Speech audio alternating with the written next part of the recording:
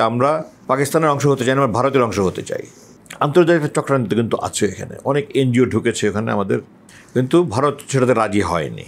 দেশ বিভাগ হয়ে গেল, পাকিস্তান সরকার তাদেরকে সুনজরে দেখলো না, তাদেরকে কুনজরে দেখলো যে তোমরা আমাদের অংশ হতে চাওনি। এবং এখনও কিন্তু ভারত চায় না যে তাদের অংশ হোক, কিন্তু ভারত হচ্ছে আমাদের দেশে একটা অস্থিতিশীল পরিস্থিতি সৃষ্টি করার জন্য। এটা তো তাদের আজীবন, আমি বললাম তো আপনাকে, 2-3 জন ব্রিগেডিয়ার, বাকি মেজর জেনারেল, লেফটেন্যান্ট জেনারেল আছে যারা পার্বত্য চট্টগ্রামের জিওসি ছিল ওই এলাকার, অথবা ব্রিগেড কমান্ডার ছিল, তাকে আমরা গ্রুপ করেছি, আমরা আলাপ আলোচনা করছি যে এটা স্থায়ী সমাধান কীভাবে করা যায়। যখন শেখ সাহেবের সামনে তাকে নেওয়া হলো, তারা সবাই শেখ সাহেবের পা পড়ে গেল যে আমাদেরকে মাফ করে দাও, আমরা ভুল করে ফেলছি। তো শেখ সাহেব বলে, যা তোরা যা, এভাবে বলছো, তোরা সবাই বাঙালি, কোনো উপজাতির বলে না। পার্বত্য চট্টগ্রাম ও পাহাড়ি অঞ্চল নিয়ে আসলে কি হচ্ছে, মানে এটা প্রশ্ন জনমনে। আমরা সম্প্রতি শুনলাম 400 সেনাবাহিনী পার্বত্য অঞ্চলে মারা গিয়েছিল বা হত্যা হয়েছে। আসলে সেনাবাহিনী তো ওখানেও প্রভাব খাটাতে পারে, মানে যদি একটু বলতেন, মানে এটা কেন হচ্ছে বা কি হচ্ছে? আপনি যে সংখ্যাটা বললেন, আমার কাছে সঠিক সংখ্যা আমার কাছে নিশ্চিতভাবে আমি জানি না, আমি খবর নিয়ে দেখতে পারি, তবে অসংখ্য মারা গেছে। সংখ্যা 400 না হলে হয়তো কাছাকাছি হবে, বেশিও হতে পারে। হাজার হাজার পঙ্গু হয়েছে, পঙ্গু, আমি গোলাগুলির মুখোমুখি হয়েছি। আমরা ওখানে সেই স্বাধীনতার পর থেকে আমরা ওখানে মোতায়েন আছি। এটার পার্বত্য চট্টগ্রামের ইতিহাস বলতে গেলে আপনি অনেক দীর্ঘ ইতিহাস, এত দীর্ঘ ইতিহাসটা সংক্ষেপে বলা মুশকিল। আপনার যখন এই যে বর্তমান সন্তু লারমা, যার নাম জানেন আপনারা, জনসংহতি সমিতি সভাপতি, যে তার পুরো নাম জেবি লারমা, মানে জ্যোতিরিন্দ্র বদ্যিপ্রিয় লারমা, তার বড় ভাই মানবেন্দ্র নারায়ণ লারমা, MN লারমা নামে পরিচিত। তারা দুই ভাই ঢাকা বিশ্ববিদ্যালয়ের ছাত্র ছিল এবং বামপন্থী রাজনীতির সাথে জড়িত ছিল, এবং তারা 1969 সালে পাকিস্তান আমলে রাঙ্গামাটি কমিউনিস্ট পার্টি, RCP নামে একটা দল গঠন করে পার্বত্য এলাকায়। ঐতিহাসিক পটভূমি যদি আমরা দেখি, যখন 1947 সালে ব্রিটিশ বিভাগ হয়, ভারত পাকিস্তান হয়, পার্বত্য চট্টগ্রামের উপজাতিদের আপনার ধর্মীয় আচার আচরণ অনেকটা হিন্দুদের সাথে মিলে, আমাদের মুসলমানদের সাথে মিলে না।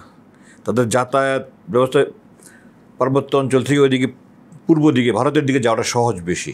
তখন তো এত রাস্তাঘাট ছিল না এখনকার মতো। আমি 71 সালের কথা বলছি, 47 সালের কথা বলছি। তো তখন পার্বত্য চট্টগ্রামের উপজাতি যারা নেতা ছিল, তারা ভারতের কংগ্রেসের নেতাদের সাথে গিয়ে আলাপ আলোচনা করার চেষ্টা করলো যে আমরা পাকিস্তানের অংশ হতে চাই না, আমরা ভারতের অংশ হতে চাই। আচ্ছা, কিন্তু ভারত সেটাতে রাজি হয়নি। ভারত রাজি হয় নাই? হ্যাঁ, ভারত রাজি হয়নি। যার ফলে যখন আপনার দেশ বিভাগ হয়ে গেল, পাকিস্তান সরকার তাদেরকে সুনজরে দেখলো না, তাদেরকে কুনজরে দেখলো যে তোমরা আমাদের অংশ হতে চাওনি। এরপরে তারা বৈষম্যের শিকার ছিল পার্বত্য অঞ্চল। জি হ্যাঁ, পার্বত্য। তখন আগে তো রাঙ্গামাটি পার্বত্য জেলা একটাই ছিল। 1985-86 দিকে এরশাদ সাহেব 3টা জেলা করেছেন, খাগড়াছড়ি, রাঙ্গামাটি, বান্দরবান। 1962 সালে যখন কাপ্তাইতে আপনার কর্ণফুলী নদীর বাদ দিয়ে হাইড্রো ইলেকট্রিক প্রজেক্ট করা হলো, পানি বিদ্যুৎ কেন্দ্র করা হলো, এবং ওই পার্বত্য চট্টগ্রাম অঞ্চল থেকে লক্ষ লক্ষ বাঁশ এনে কর্ণফুলী পেপার মিল করা হলো কাপ্তাই এলাকায়। তো ওই বাঁধের ফলে পার্বত্য অঞ্চলের পানি আটকে পানির লেভেল উপরে উঠে যায়, তারপর ওখান থেকে একটা পানির স্রোত আসে, ওটা দিয়ে বিদ্যুৎ উৎপন্ন হয়। তো তখন একটা বিশাল অঞ্চল জলাভূমি হয়ে গেল। যেগুলি নিম্নাঞ্চল ছিল ওগুলি পানির নিচে চলে গেল। অনেক হাজার হাজার পরিবার গৃহহারা হলো, তারা তখন পাহাড় দিয়ে উপরে উঠে গেল। তখন তাদের ক্ষোভের মাত্রা আরও বেড়ে গেল, এবং ব্রিটিশ আমল থেকে কিন্তু ওদিকে গাড়ি চলাচল করতো বিভিন্ন অঞ্চলে, মাটির রাস্তা কিন্তু গাড়ি চলাচল করতো, কিন্তু তখন আস্তে আস্তে সব মাটির নিচে চলে গেল। আমি তো পার্বত্য চাকরি করেছি, শীতকালে দেখা যায় যে গাছের মাথাগুলো, মরা গাছের মাথাগুলো পানির নিচে দেখা যায়, এরকম অবস্থা। মানে পানি অনেক নিচে ছিল। শীতকালে পানি নেমে যাওয়ার পরেও আমরা ওগুলি বেছে বেছে বেছে বেছে আমাদের চলতে হতো, যে আপনার মাটির নিচে, পানির নিচে দেখা যাচ্ছে যে গাছের মাথাগুলো দেখা যাচ্ছে। তো 1971 যখন মুক্তিযুদ্ধ শুরু হলো, তখন আবার তারা মুক্তিযুদ্ধে যোগদান করেনি, কারণ সেই ভারতের প্রতি তাদের সেই রাগ, সেই অভিমান যে আমরা তোমাদের অংশ হতে চাই, তোমরা আমাদের নাও নি, সুতরাং এখন তোমাদের সাহায্য নিয়ে আমরা মুক্তিযুদ্ধ করবো না। তো তারা মুক্তিযুদ্ধে যোগদান করেনি, উপজাতিরা মুক্তিযুদ্ধে যায়নি পার্বত্য অঞ্চলে এলাকা। তারপরে স্বাধীনতার পরে বাংলাদেশ সরকার আবার তাদেরকে কুনজরে দেখলো, সুনজরে দেখলো না। এটা তাদের দুর্ভাগ্য। তারপর যখন 1973 সালে 7ই মার্চ শেখ সাহেব প্রথম নির্বাচন করলেন, একটা তামাশা নির্বাচন, 300টার মধ্যে 293টা জয়ী হলেন। বাকি 7টার মধ্যে একটা ছিল এই MN লারমা, আমি যার কথা বললাম, সন্টু লার্মার বড় ভাই মানবেন্দ্র নারায়ণ লার্মা, উনি তখন সংসদ সদস্য ছিলেন 73 সালে। 73, হ্যাঁ। তো উনি সংসদে এসে বলেছিলেন যে আমাদেরকে উপজাতিদেরকে, আমাদের আদিবাসী, যেরকম হিল ট্যাক্স অ্যাক্ট 1900 একটা আছে, ব্রিটিশরা করে দিয়েছিল, ওই অনুযায়ী আমাদেরকে আদিবাসী স্বীকৃতি দিতে হবে। শেখ সাহেব ওটা প্রত্যাখ্যান করেছিলেন এবং তার আগে পিছে ওই অঞ্চলের অনেক উপজাতির নেতৃবৃন্দ এসে সেই হিসাবের সাথে তার অনানুষ্ঠানিকভাবে দেখা করেছে, তখনও উনি তাদেরকে প্রত্যাখ্যান করেছে। শেখ সাহেব? জি হ্যাঁ। তো তখন এই পার্বত্য চট্টগ্রামের যারা নেতা, মানবেন্দ্র নারায়ণ লার্মা, উনি দিঘিনালা হাই স্কুলে হেডমাস্টার ছিলেন এবং পার্বত্য অঞ্চলে তখন শিক্ষিতরা অনেক কম ছিল, এখনও অনেক কম বাংলাদেশের সাধারণ এলাকার তুলনায়, বাট তখন একেবারে নগণ্য ছিল। তো উনি তখন সারা পার্বত্য চট্টগ্রাম ঘুরে বিভিন্ন স্কুলের শিক্ষকদেরকে মোটিভেট করলেন, তাদের মধ্যে চেতনা জাগ্রত করলেন যে আমাদের নিজেদের স্বাধিকারের আন্দোলন করতে হবে। এবং এই জন্য কিন্তু পার্বত্য চট্টগ্রামে এই যে এটার শুরুটাকে হেডমাস্টার্স রেভলিউশন বলে, যেটা ঢালাভাবে মানে জানেন না। আমি এটা নিয়ে অনেক গবেষণা করেছি।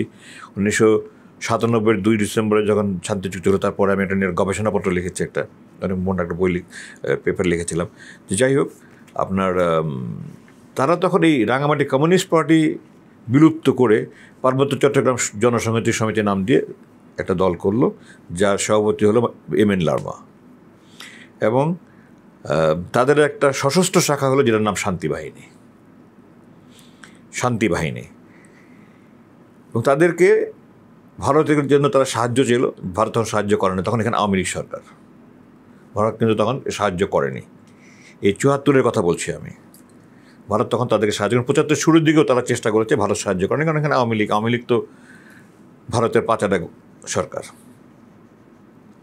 74 সালে মাসটা এই মুহূর্তে আমার মনে পড়ছে না, একদম পার্বত্য উত্তর দিকে আপনার খাগড়াছড়ি জেলার দিঘিনালা উপজেলা, না এটা কোন উপজেলা এই মুহূর্তে মনে, একদম পার্বত্য উত্তর অঞ্চলে সম্ভবত এলাকাটার নাম পুজগাঁও, লোগং, এরকম একটা জায়গা, পুজগাঁও একটা জায়গা, লোগং একটা জায়গা।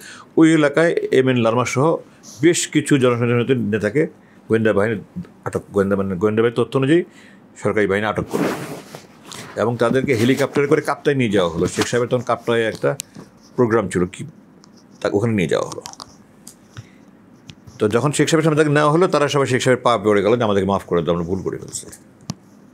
ভুলটা কি? যে আমরা এই সরকারের বিরুদ্ধে একটা দল করতেছি, আমরা সশস্ত্র শাখা বানানোর চেষ্টা করতেছি, আমরা ভুল করছি, আমাদেরকে মাফ করে দাও। তো শেখ সাহেব বলে, যা তোরা যা। সংসদে বলেছে, না তোরা সবাই বাঙালি, এভাবে বলছিল, তোরা সবাই বাঙালি, কোনো উপজাতির বলে না, বাঙালি।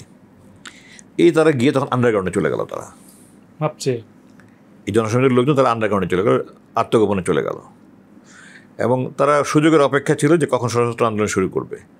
যখন শেখ সাহেবকে হত্যা করা হলো 15 আগস্ট, তখন ভারত তাদেরকে আমন্ত্রণ জানিয়ে নিয়ে গেল, কারণ এখন আবার ভারত বিরোধী সরকার।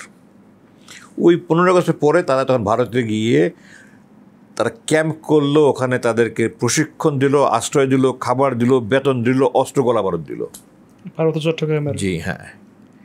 এবং পুরো পার্বত্য চট্টগ্রাম বেল্ট আপনার এদিকে সব জেলার চারিদিকেই তারা।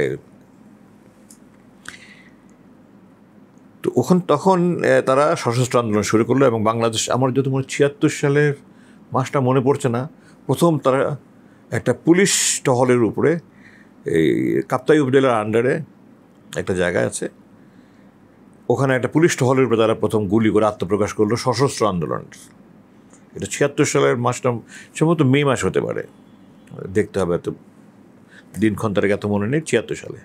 এবং তারপরে সেনাবাহিনীর সাথে সংঘর্ষ শুরু হয়ে গেল, জায়গায় জায়গায় তাদের সাথে সেনাবাহিনীর অনেক, আমাদের এই পর্যন্ত অসংখ্য, প্রায় 50 বছর, আপনি 400 বললেন, 400 না হলেও 400 কাছাকাছি, কম হবে না, হাজার হাজার, আমি যেটা বলেছি, আহত হয়েছে, পঙ্গু হয়েছে অনেক। আমার নিজের কয়েকবার ম্যালেরিয়া হয়েছে ওখানে গিয়ে। হ্যাঁ, এবং আমি জানি ম্যালেরিয়া হয়ে অফিসার মানে ব্রেন হ্যামারেজ হয়েছে, ম্যালেরিয়া হয়ে অন্ধ হয়ে গেছে, আমি অফিসার চিনি আমি। তো এই যুদ্ধ যখন শুরু হলো, তখন সেনাবাহিনী আস্তে আস্তে বাড়তে বাড়তে এটা একটু প্রকটার ধারণ করলো। 80 সালের কয়েক বছর আগে এটা বেশ খারাপ অবস্থা হয়ে গেল। তখন প্রেসিডেন্ট জিয়া সরকার প্রধান, উনি তখন চিন্তা করলেন যে এটা তো বাংলাদেশের অংশ, সুতরাং ওখানে আমরা কিছু বাঙালি যদি ওখানে নিয়ে যেতে পারি, আমাদের সমতল ভূমির, তাহলে পরিস্থিতি নিয়ন্ত্রণ আনতে কিছুটা সহজ হবে। তো উনি এখান থেকে সারা দেশ থেকে কত সংখ্যা আমার এই মুহূর্তে মনে নেই, নিয়ে অনেক হাজার হাজার বাঙালি নিয়ে ওখানে সেটেল করলেন। এখন ওখানে কিন্তু এখন একটা আদিবাসী, একটা স্যাটলার, এইভাবে পরিচিত মানুষ যারা এইখান থেকে সমতল ভূমি, তাকে স্যাটলার বলে। তো আমি নীতিগতভাবে এই পরিভাষার সাথে একমত নই, কারণ আমি যদি ঢাকার থেকে আমি যদি রাজশাহীর দিকে সেটেল করি, আমাকে তো কেউ স্যাটলার বলতেছে না। রাজশাহীর থেকে ঢাকা যখন যারা আদিবাসী, ঢাকার কয়জন, অধিকাংশ তো স্যাটলার, তাই না? তো তাহলে তাদেরকে স্যাটলার বলবে কেন? যাদের পিতৃপুরুষ এখানকার না, তাদেরকে এই দেশের একই তো ভূখণ্ড, যাই হোক ওখানকে স্থানীয়ভাবে তারা স্যাটলার বলে। তো এই জন্য পার্বত্য চট্টগ্রাম এলাকাটা 3 রকমের জনবসতি আছে। এক রকম এলাকা শুধু উপজাতি, যেগুলি বেশি বেশি উঁচু উঁচু এলাকা, ওখানে শুধু উপজাতি। আর যেগুলি কম, ওখানে কিছু আছে মিক্সড উপজাতি বাঙালি, আর কিছু আছে শুধু বাঙালি। এবং দক্ষিণাঞ্চলে বাঙালির সংখ্যা বেশি। বান্দরবান জেলায় সম্ভবত আমার যদি ভুল না হয় উপজাতি থেকে বাঙালি অধিবাসী বেশি। তো প্রেসিডেন্ট জিয়া তাদেরকে নিয়ে গেলেন ওখানে, তাদেরকে জমি দিলেন, তাদেরকে বাড়ি বানিয়ে দিলেন, হাঁড়ি পাতিল রেশন বহুদিন পর্যন্ত দেওয়া হতো তাদেরকে, ওখানে স্থায়ীভাবে বসবাস করার জন্য সুযোগ সুবিধা দিয়ে। তো এই অবস্থায় পার্বত্য চট্টগ্রামে যখন 70-এর দশকের শেষের দিকের কথা বলছি, এটা এই অবস্থায় আস্তে আস্তে পরিস্থিতি খারাপ হতে লাগলো। 80-এর দশকের শুরুতে এরশাদ সাহেব ক্ষমতা নেওয়ার পরে পরিস্থিতি ওরকমই চললো। এই মধ্যে 5 বছর পার হয়ে গেছে তাদের সশস্ত্র সংগ্রামের। তো তাদের মধ্যে 2টা গ্রুপ হয়ে গেল। একটা গ্রুপের মধ্যে তারা ছিল খুব বেশি উচ্চাভিলাষী, এবং তারা চাইতো দ্রুত আমরা একটা বিপ্লব করে একটা কিছু করে ফেলি। আরেকটা গ্রুপ ছিল, তারা বলতো না, আমাদের সুদূর প্রসারী পরিকল্পনা, দীর্ঘমেয়াদী পরিকল্পনা করে কাজ করতে হবে। তো এই এমএন লারমা আর তার ভাই সন্টু লারমা, তারা হলো যারা সুদূর প্রসারী গ্রুপ নিয়ে কাজ করার পক্ষে ছিল। আর ওই গ্রুপ যেটা খুব শর্ট আমরা কাজ করতে চাই, তাদের নেতা ছিল প্রীতি কুমার চাকমা নাম। তো পরবর্তীতে এমন হলো তাদের দ্বন্দ্ব এমন পর্যায়ে চলে গেল যে তারা আমাদের সাথে আর সংঘর্ষ না এসে, 80-এর দশকের শুরু দিকের কথা বলছি, তারা নিজেরা একদল আরেক দল পিছিয়ে লেগে গেল। আচ্ছা, আমাদের বলতে মানে সেনাবাহিনী? হ্যাঁ, সেনাবাহিনী, বা ওখানে তো শুধু সেনাবাহিনী না, আপনার বিজিবি আছে, তখন বিডিআর, আর্ম পুলিশ আছে, আনসার আছে, কোনো কোনো জায়গায় যেখানে বাঙালি এলাকা ওই সমস্ত জায়গায় ভিডিপিও আছে রাতেবেলা গ্রাম পাহাড় দেওয়ার জন্য।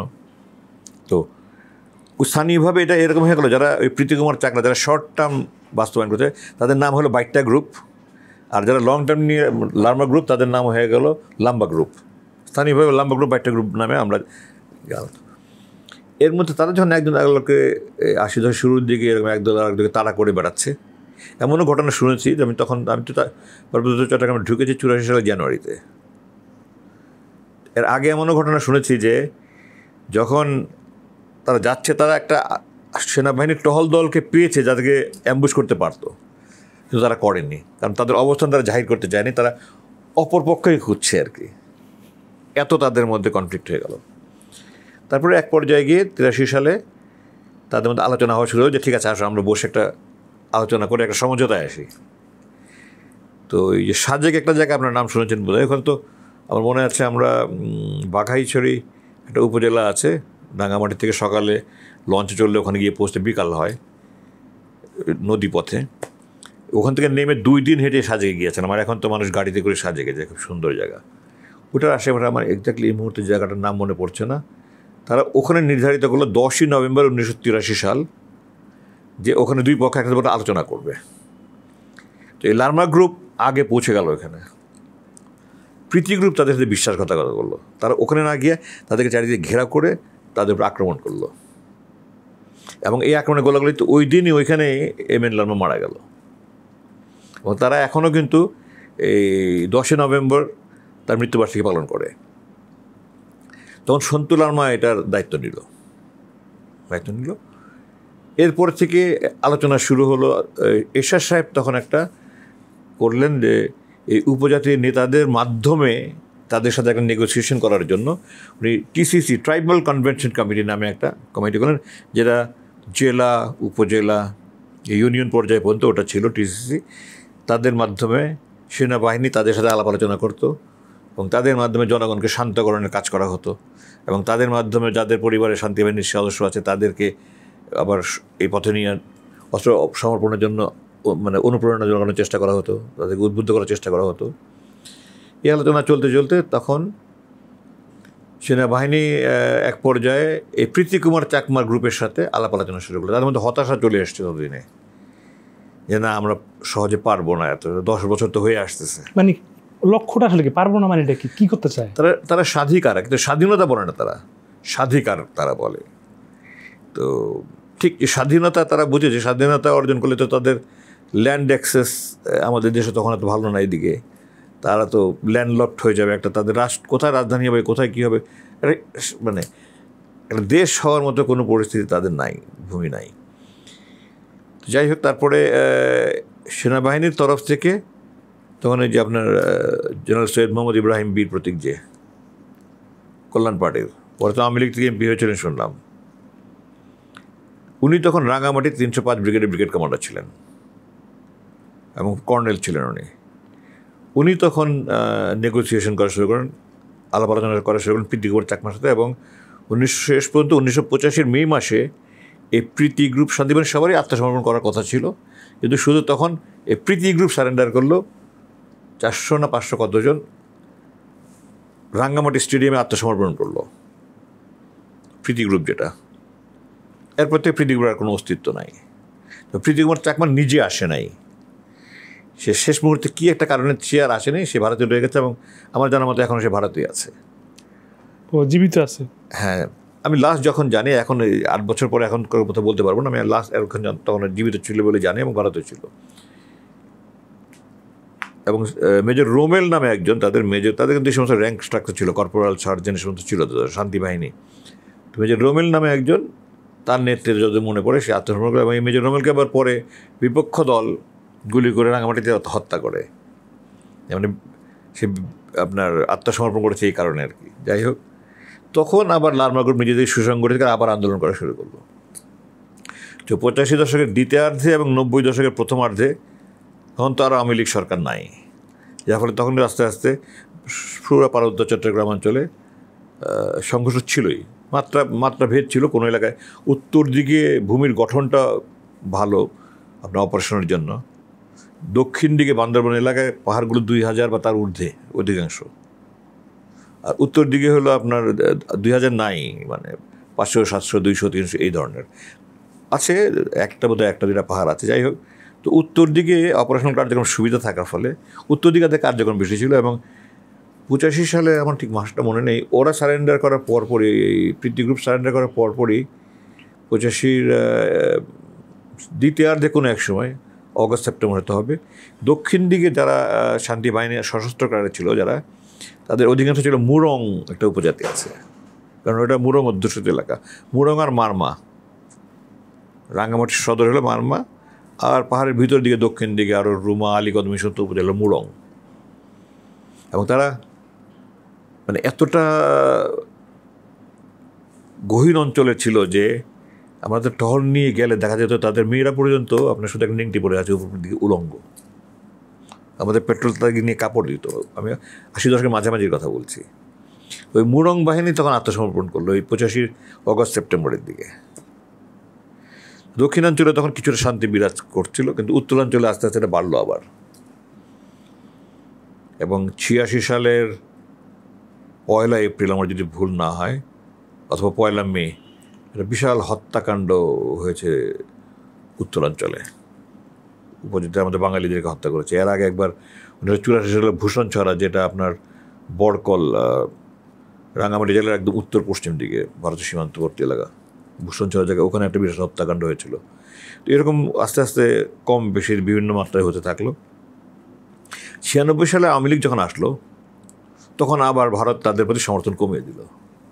এখন তো তাদের তাবেদার সরকার, এবং আস্তে আস্তে নেগোসিয়েশন করে তারা একটা শান্তি চুক্তি করলো। 1997 সালের 2রা ডিসেম্বর খাগড়াছড়ি স্টেডিয়ামে সন্টু লারমা এই পলাতক প্রধানমন্ত্রীর সাথে অস্ত্র সমর্পণ করলো।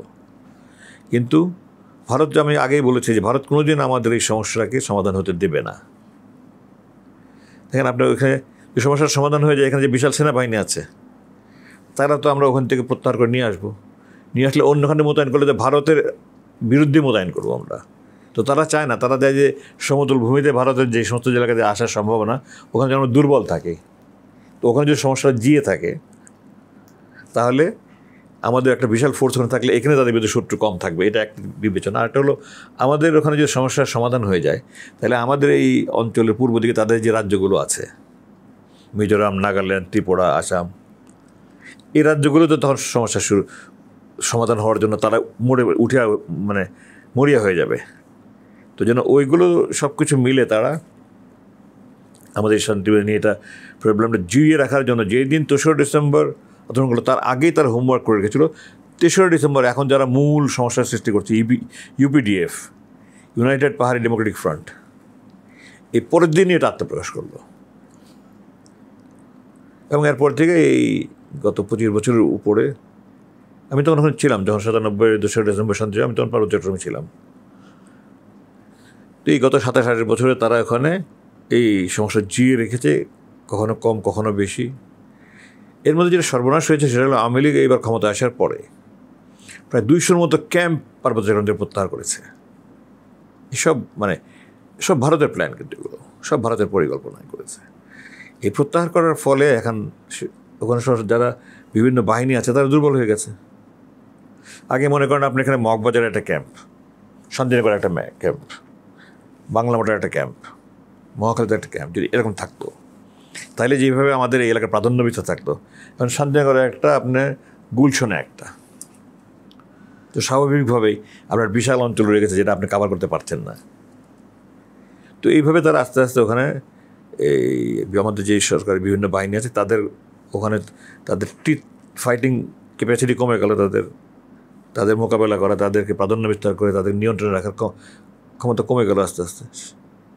কারণ আগে একটা ক্যাম্প যে এলাকা কভার করতো, এখন একটা ক্যাম্প থেকে তার আরও 3-4টা ক্যাম্পের এলাকা কভার করতে হয় তাকে।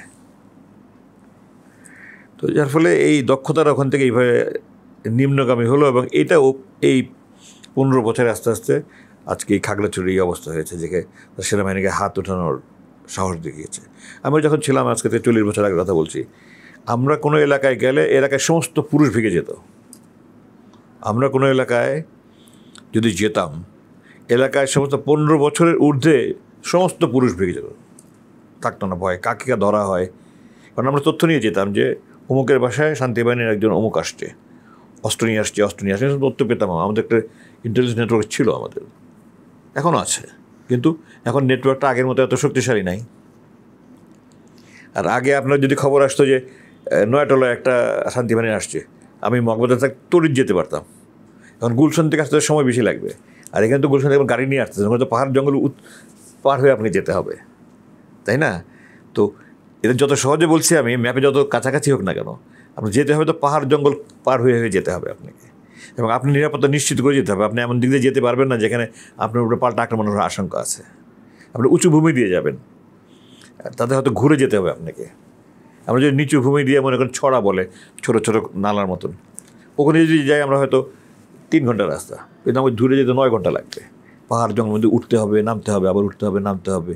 কোনো কোনো জায়গায় আমাদের রাস্তা পরিষ্কার করে, জঙ্গল পরিষ্কার করে আগাতে হয়। তো এইভাবে আমাদের সেনাবাহিনীর দক্ষতা একেবারে পরিকল্পিতভাবে কমানো হয়েছে। দক্ষতা কমানো হয়নি, দায়িত্ব বেড়ে যাওয়ার ফলে আমি একটা মানুষ, আমি 24 ঘন্টা কাজ করতে পারবো, আমি তো 72 ঘন্টা একটা না কাজ করতে পারবো না।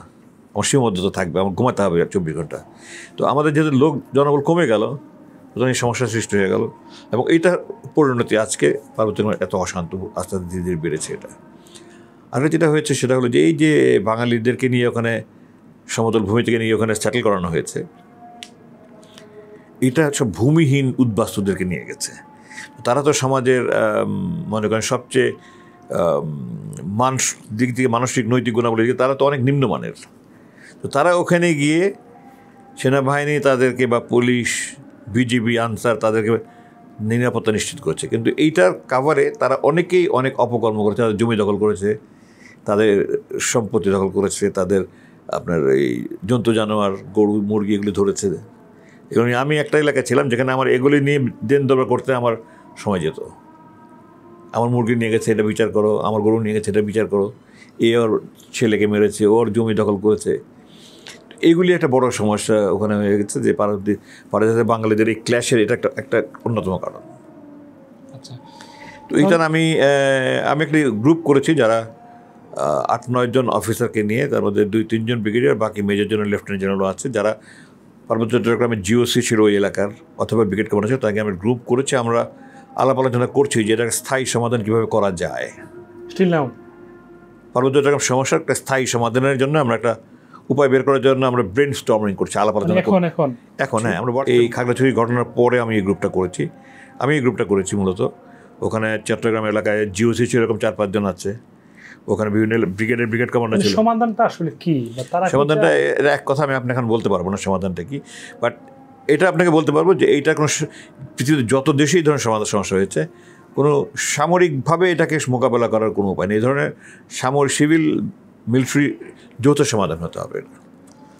আপনার উন্নয়নমূলক কর্মকাণ্ড অনেক হয়েছে, আরও হতে হবে। তাদের সুযোগ সুবিধা বৃদ্ধি করতে হবে, তাদের মোটিভেশন করতে হবে, তাদের বিভিন্ন এলাকায় গিয়ে তাদেরকে মানে বোঝাতে হবে যে তোমরা বাংলাদেশের ভূখণ্ডের অংশ, তোমরা বাংলাদেশি, তোমরা সমস্ত সুযোগ সুবিধা পাবা, তোমরা পাহাড়ি জঙ্গলে ঘুরে বেরিয়ে তোমাদের কোনো কিছু হবে না, সারা জীবন পার করে দিতে হবে তোমাদেরকে, তোমরা কোনো এইভাবে স্বাধীনতা অর্জন করতে পারবো না। এই ধরনের কনভিন্স করে তাদেরকে আস্তে আস্তে হবে, এবং এটা একদিনের সমাধান হবে না।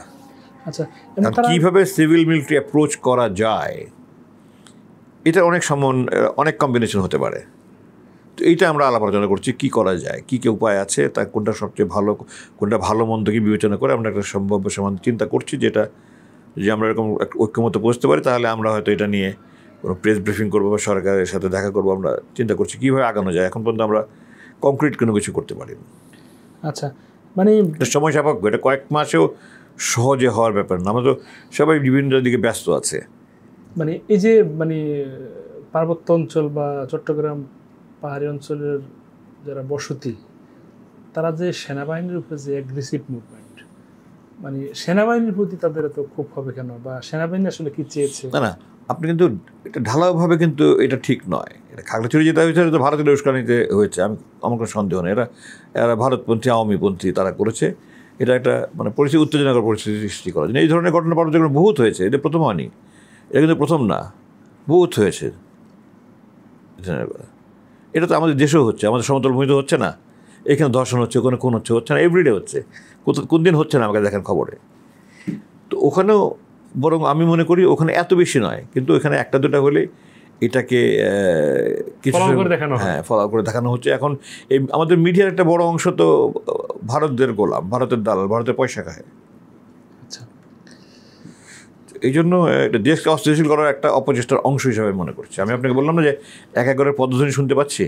আচ্ছা, এখানে আপনি যে দুইটা বিষয় আমার কাছে খুব নতুন মনে হচ্ছে, যে পাকিস্তান ওই সময় তাদেরকে পছন্দ করেনি 47 পরের দিকে, আবার বেশিরভাগ সময় ভারতও তাদেরকে গ্রহণ করেনি, আবার কিছু কিছু সময় দেখা গেছে ভারত তাদেরকে উস্কানি দিচ্ছে।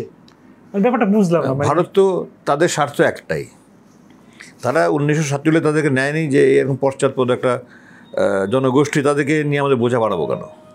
ভারত তাদেরকে বোঝা বাড়াচ্ছে বা মনে করেছে। হ্যাঁ, এবং এখনও কিন্তু ভারত চায় না যে তাদের অংশ হোক, কিন্তু উস্কানি দিচ্ছে। ভারত আমাদের দেশে একটা অস্থিতিশীল পরিস্থিতি সৃষ্টি করার জন্য। এটা তো তাদের আজীবন, আমি বললাম তো আপনি, কেমন পর্যন্ত তারা এই চেষ্টা করে যাবে। যখনই আওয়ামী গভর্নমেন্ট থাকবে আপনি দেখবেন, আপনি ইতিহাস ঘেটে দেখেন, যখনই আওয়ামী গভর্নমেন্ট ছিল পরিস্থিতি কিন্তু উত্তপ্ত ছিল না। যখনই ও সরে গেছে, আপনি এই গত 1 বছর আগে 5ই আগস্টের আগে ওর জন্য কতগুলি কাহিনী শুনেছেন বলেন, কিন্তু এই গত 1 বছরে কতগুলো ঘটনা ঘটছে। আচ্ছা, মানে আমার প্রশ্নটা হচ্ছে যে ভারত তাদেরকে গ্রহণ করবে না, আবার উস্কানি দিবে, কিন্তু আবার এটা মানে পার্বত্য চট্টগ্রাম চাচ্ছে তারা স্বাধীন হবে, মানে তারা এখনও কিন্তু স্বাধীন ভূমি হিসাবে তারা চায় না, তারা একটা স্বায়ত্তশাসন টাইপের চায় আর কি। তার যেমন ফেডারেল কনসেপ্ট যেগুলো আছে, আপনি জানেন না, ফেডারেল কনসেপ্ট ইন্ডিয়াতে আছে, মালয়েশিয়াতে আছে, আমেরিকাতে আছে।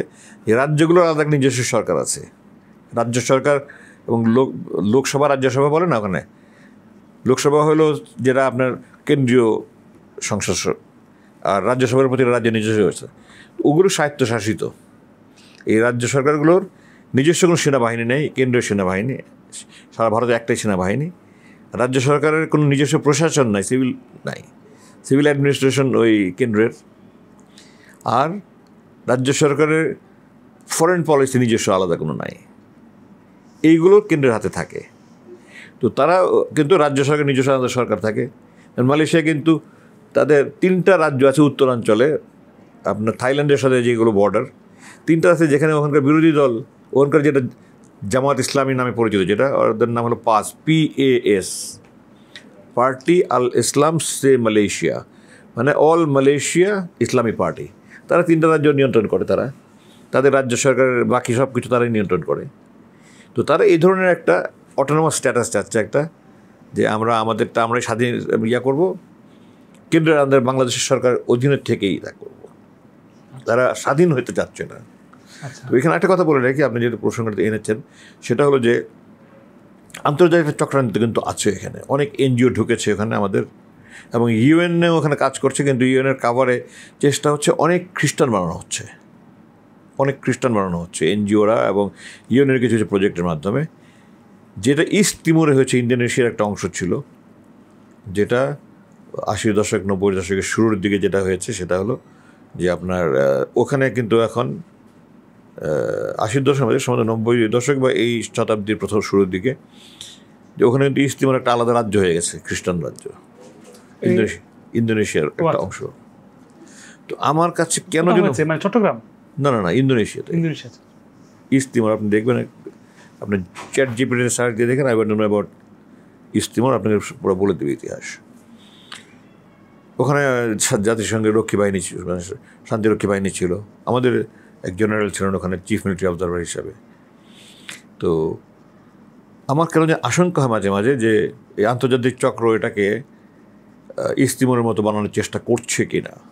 আমি আশ্চর্য হব না যে এই ধরনের একটা চেষ্টা যদি সত্যি হয়েছে। আমি যাবো ইনশাল্লাহ, এই মাসে পারবো না, হয়তো আগামী মাসে আমার প্ল্যান আছে, আমি চট্টগ্রামে যাবো, একটু ঘুরে ওখানকার পরিস্থিতি সরেজমিনে দেখে আসার জন্য, বিভিন্ন সামরিক বেসামরিক বিভিন্ন উচ্চ পর্যায়ের লোকদের সাথে আলাপ আলোচনা করে পরিস্থিতি সত্যিকারভাবে কী হচ্ছে এটা বর্তমানে। আমরা তো এখান থেকে যতটুকু জানি, আর বাইরে তো আমার সরাসরি জানার তো সুযোগ নেই। ওখানে গিয়ে মানুষের সাথে মেলামেশা করলে, বিভিন্ন জনের কথাবার্তা বলে, স্টেক হোল্ডার যারা তাদের আলাপ আলোচনা করলে বোঝা যাবে। কিন্তু আমার আশঙ্কা হয় যে ওইটা একটা অ্যাটেম্প্ট চলছে।